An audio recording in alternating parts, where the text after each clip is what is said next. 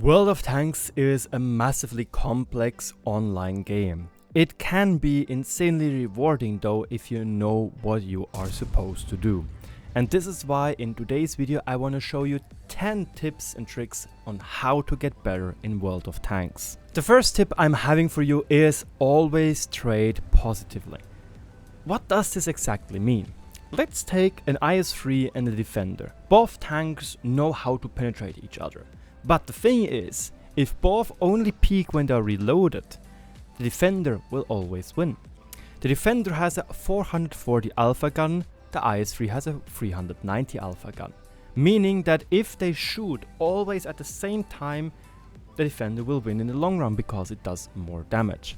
This is one of the key concepts how good players can achieve 3000, 3500, 4000, 4500 DPGs on tier 10 vehicles, because they always try to trade positively.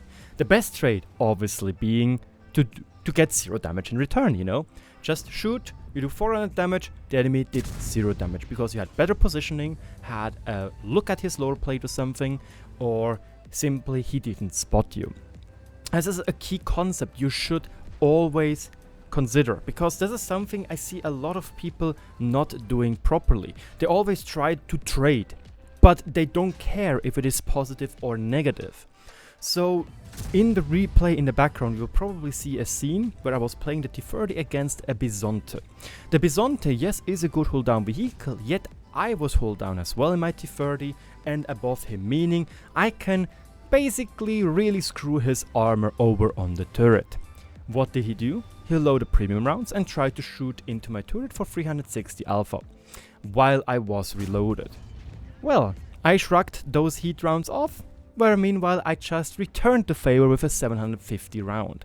Even if the Bisonte would penetrate 2 rounds, he still wouldn't even get close to the amount of alpha damage I can do with a single round. And this led to him going out with I think 0 damage while losing all the hit points to me. Yes, sometimes it is worth to lose 30% of your hit points to get into a strong position, if you afterwards can do the more than 60 or 100% of your own hit points in damage to the enemy. That is a trade which you just have to get a feeling for. But still, try, and this is like one of the key concepts, seriously, try to trade positively in most cases. Tip number 2, there are different ammo types. Yes, I know, Raging, shocking. We have standard rounds, we have premium rounds or special rounds, how Wargaming wants to call them, and we have HE rounds. I know, I'm magnificent.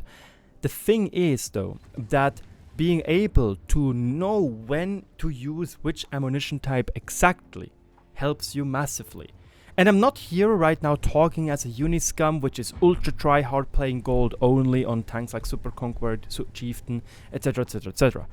I'm now talking to you, the average Joe, where I just think that a good balance between normal round, premium rounds and even HE rounds can massively improve your gameplay.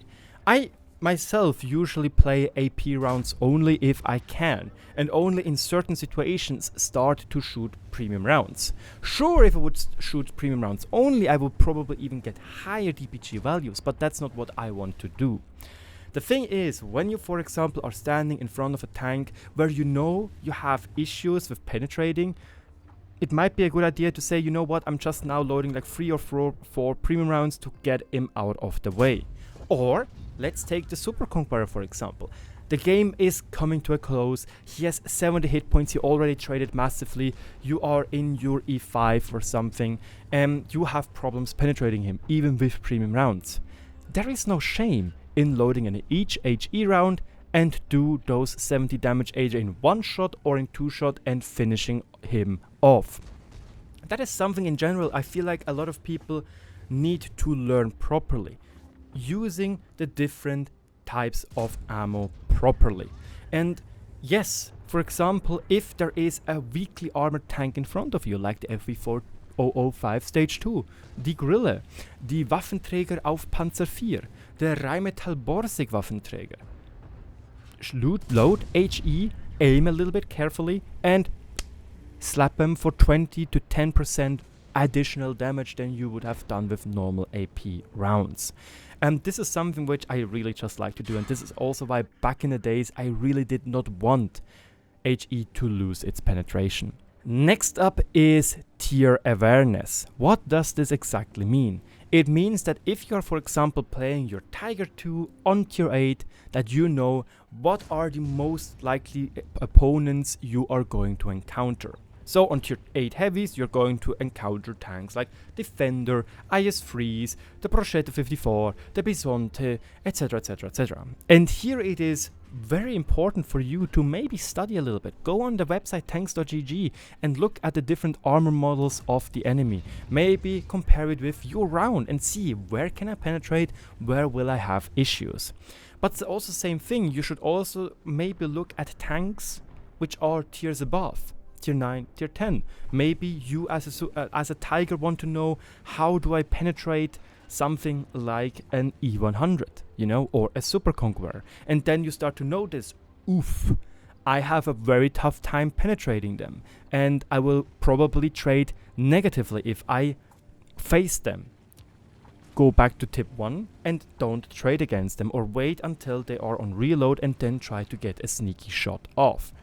The thing is also, if you are on a tier 8, it is always noticeable or a good idea to look at tanks from lower tiers. So you know that, for example, I don't know, an IS has an insanely hard time penetrating you, you know. That might be a very good idea to do as well. So you know that if you're in your Tiger 2, that you can basically bully an IS in front of you. I see a lot of players which simply are too scared to push me, even though they should have no issues penetrating me.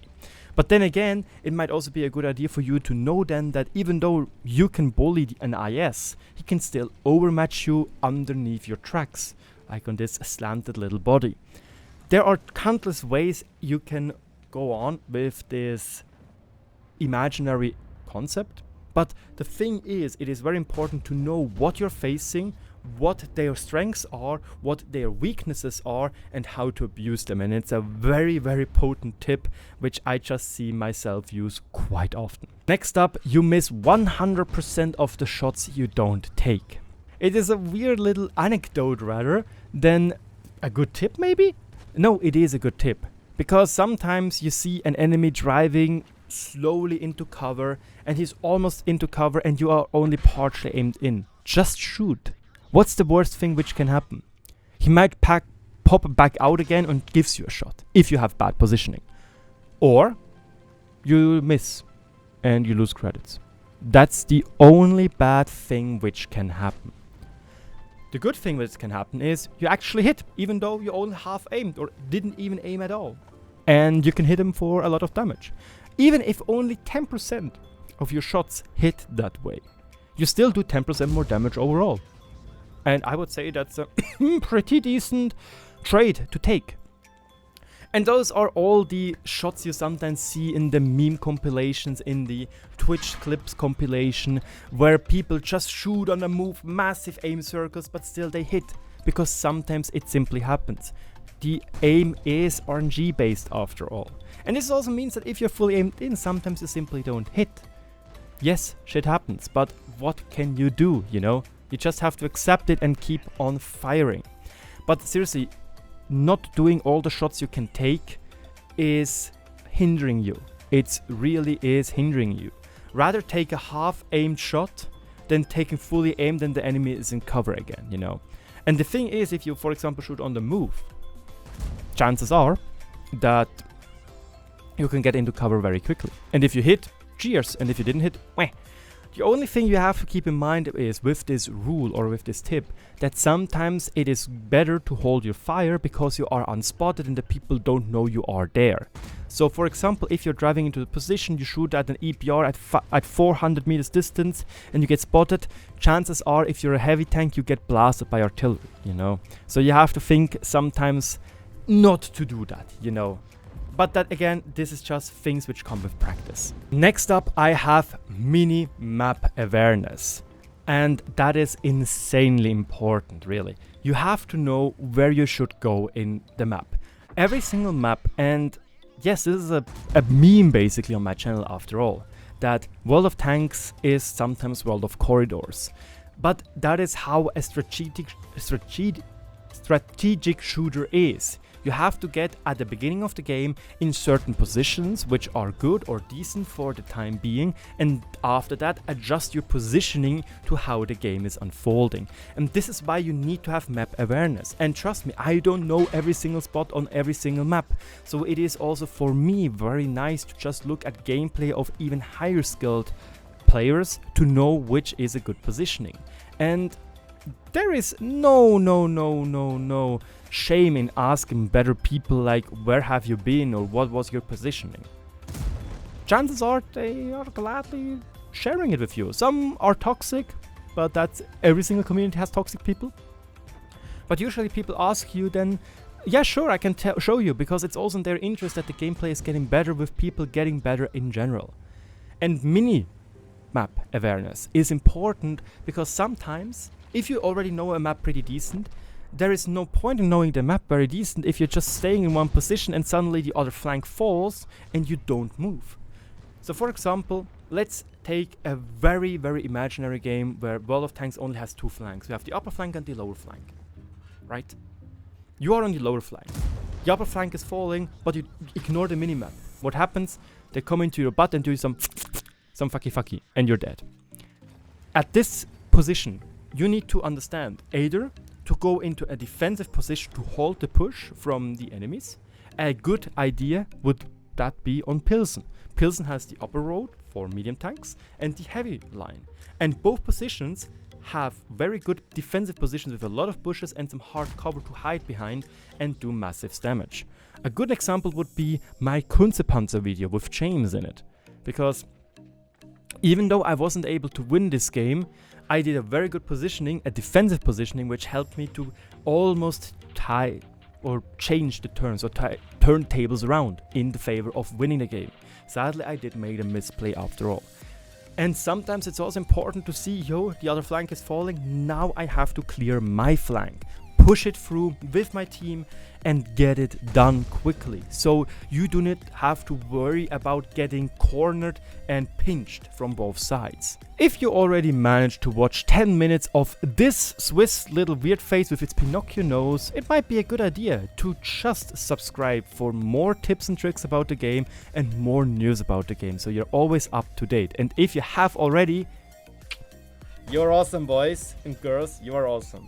Tip number 6, not every tech tree is the same.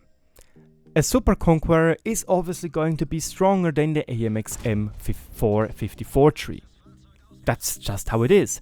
The Super Conqueror is still stronger armor-wise and meta-wise than a tank like the E5.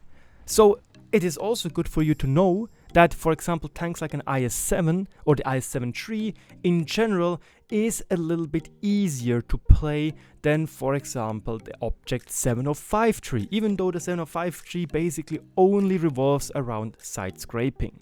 Sometimes side scraping can be hard to do in certain maps, so you want to have a little bit better all-round armor, So here, I think beginner's guides are just the best way to go if you're starting out with World of Tanks. And other than that, just keep in mind, seriously, not every tank is the same. That would be boring.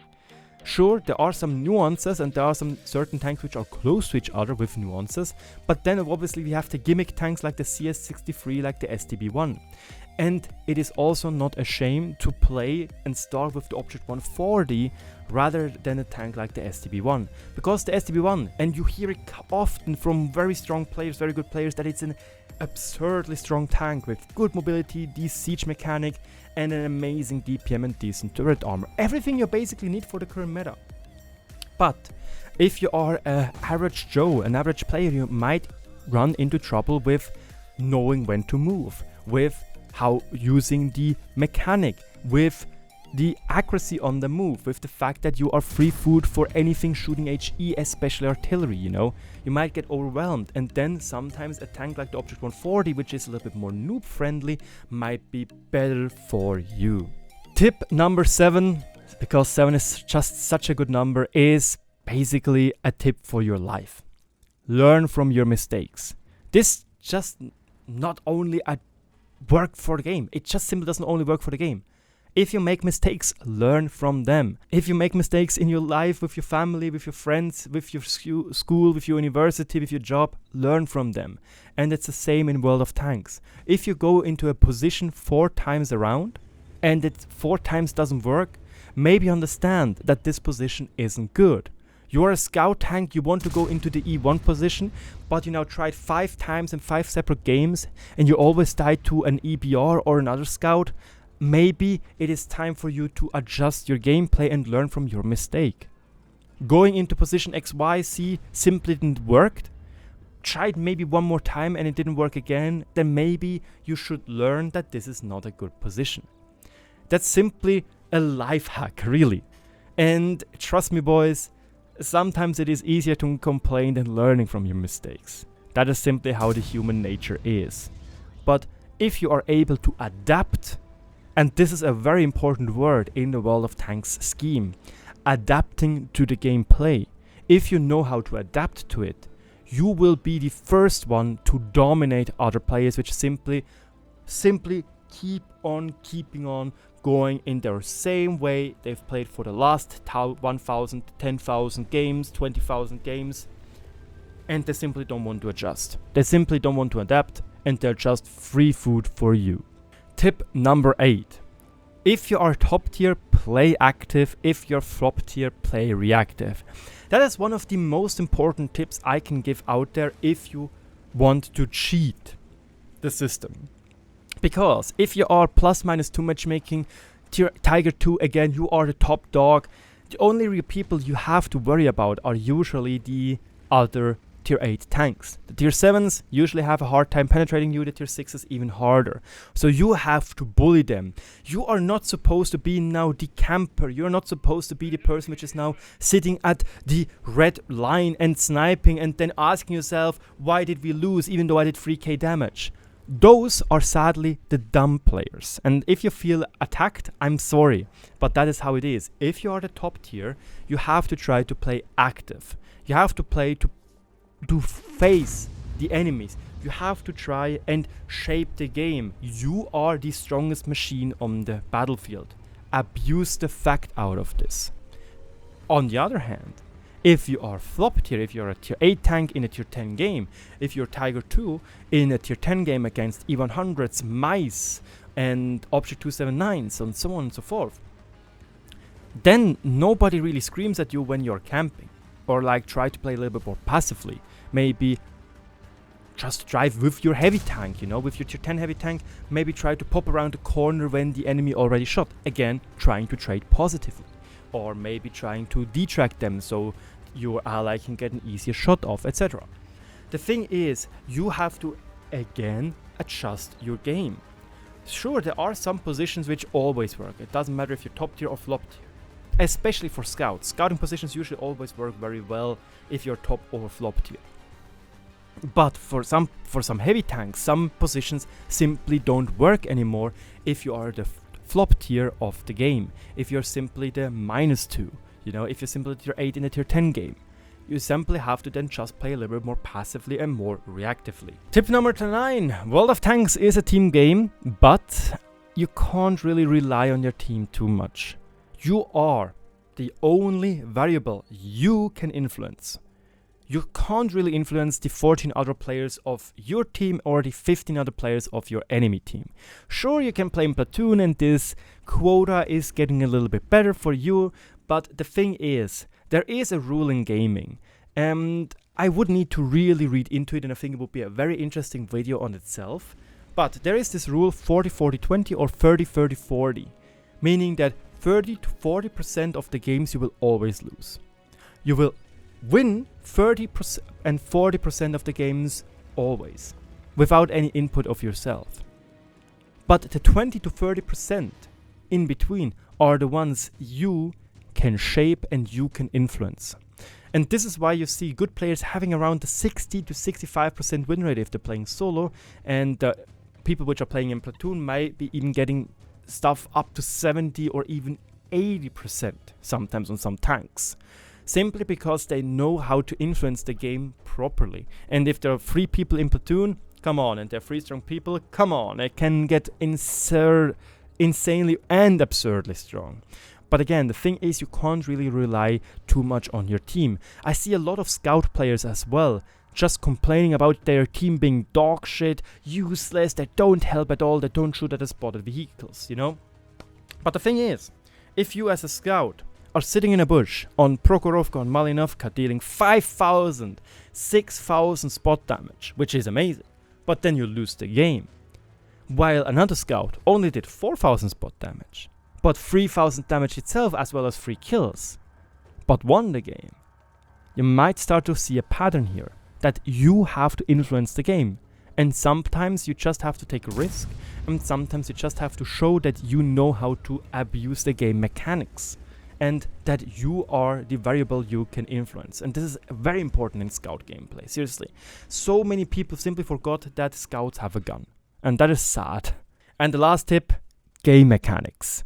You have to know the 3 cornerstones of World of Tanks: penetration mechanics, spot mechanics, and map knowledge. Those are the 3 cornerstones, in my opinion, to know if you want to get better in World of Tanks. And here I have to say, World of Tanks itself does a lot of great videos, especially about game mechanics like penetration, as well as spotting, camouflage, which you should definitely watch if you haven't already. They are absurdly good and very well made.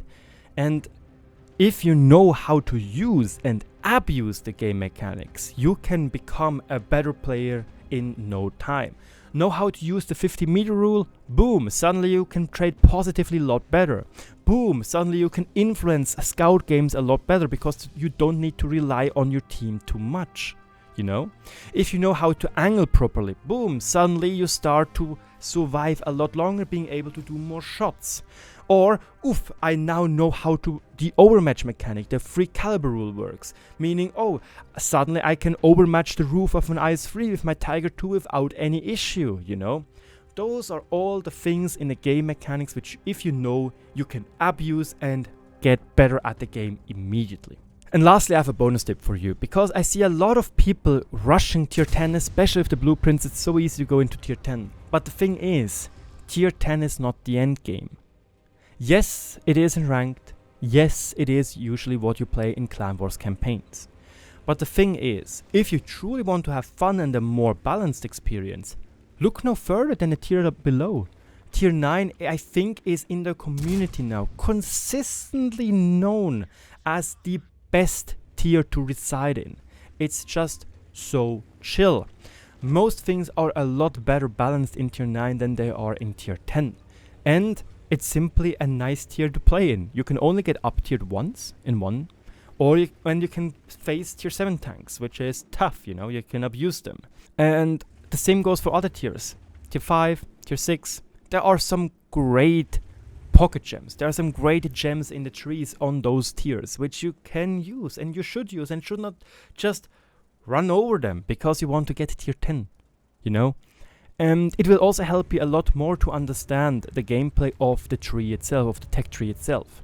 Because Wargaming recently really did try to make tech trees more streamlined, especially with the Object 263 tree, and maybe not so with the Polish tree, but that is a little bit hard with the mechanic.